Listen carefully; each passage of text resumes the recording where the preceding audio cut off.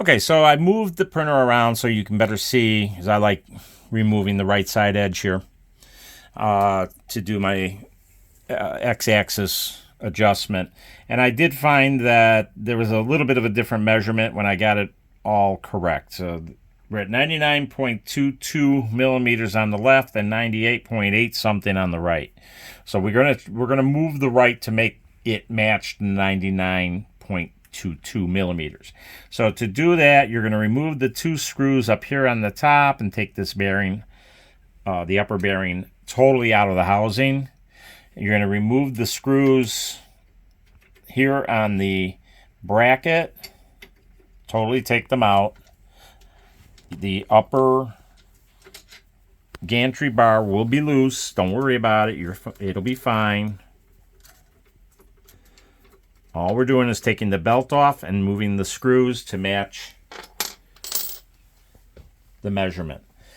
So once that's up and off, you can now gently push it on the screw. Don't turn it. Make sure it stays in the right spot and remove your belt like I just did. Now we're going to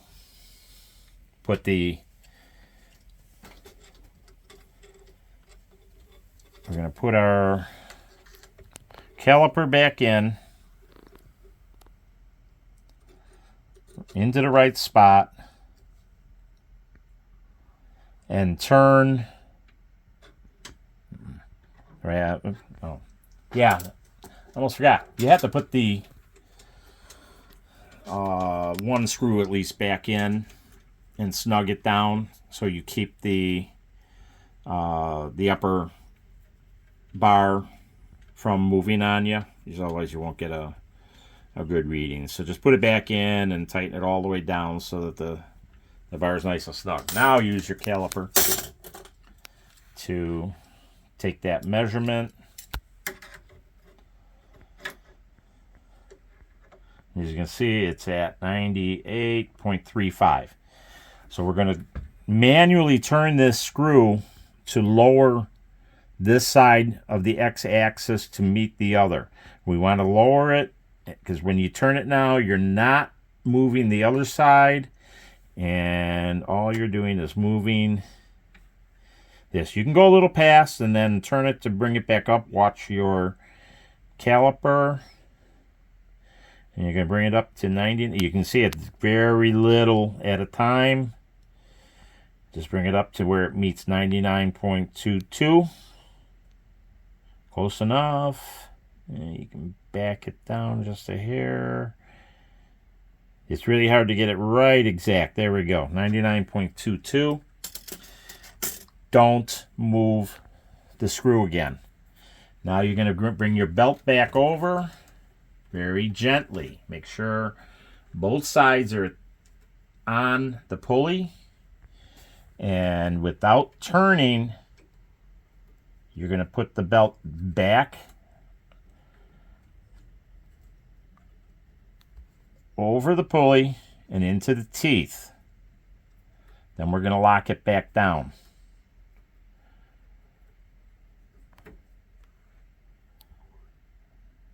Okay, now that it's in, it's not going to adjust on you now. Both will adjust at the same time, even though it's not secured. Check your measurement again. We should be at 99.22.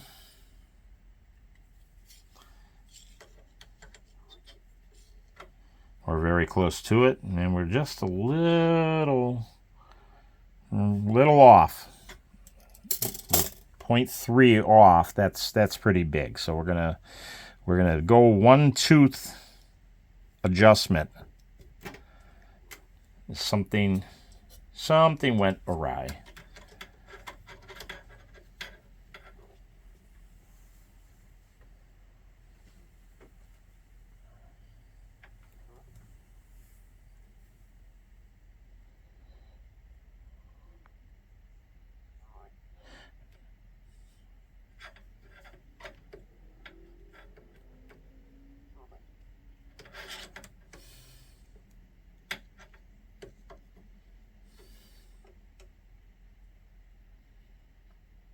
we're bringing it up very slowly, back up to 99.22. And then try to hold it in place while you put the belt on. It's not easy to do. Almost takes 2 hands to do this, or 4 hands to do this.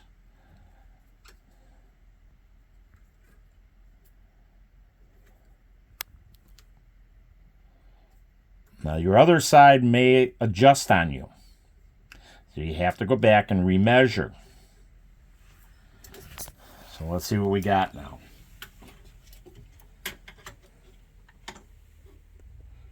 And now I got 99.88.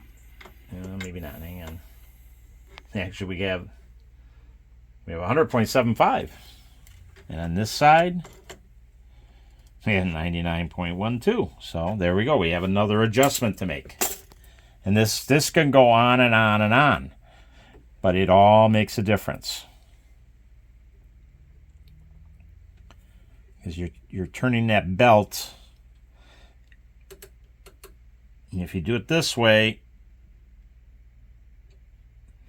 without turning the belt, you should be good on both sides.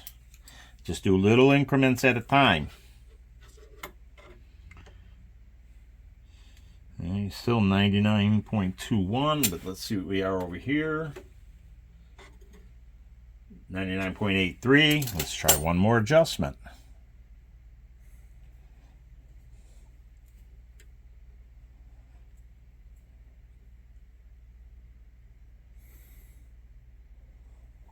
We're going to skip a couple teeth while we're not moving the other.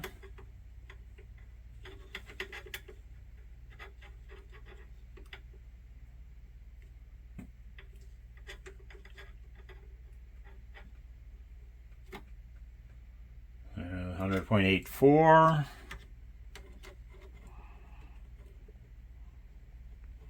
And 99.4. It's a tough thing to get right sometimes. So we're going to go down just a few more teeth. You can feel the teeth clicking off. Remeasure. 101.29. 100.54. It seems like we're always going in about the same distance. So we're going to click off another couple teeth. Going downwards. 101.74. 101.70. I think we're close. That's good enough for me. So now you're going to reinstall. Take out your screw that you put in the top. Reinstall your bracket. Put your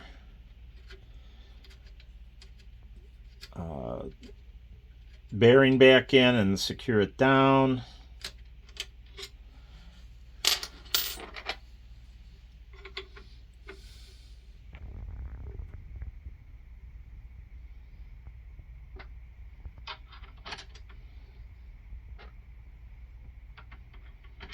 Make sure that you don't move your belt.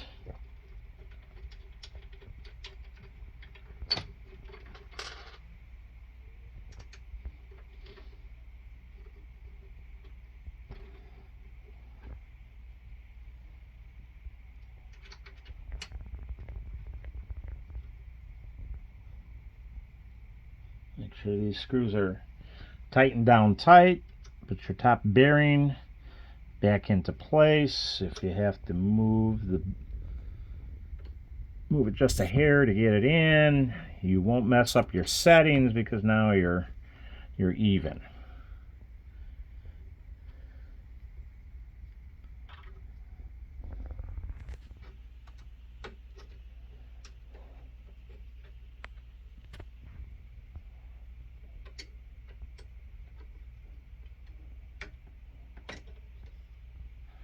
Push it back down, put your 2 screws in.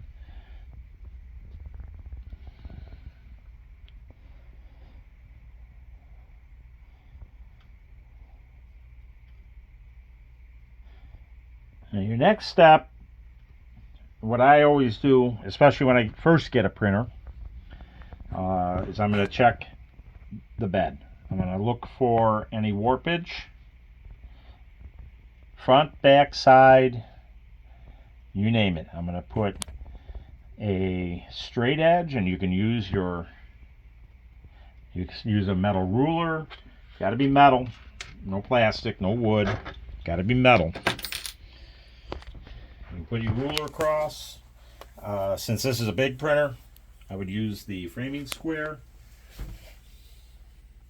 or a large ruler, such as a yardstick, but it's got to be metal.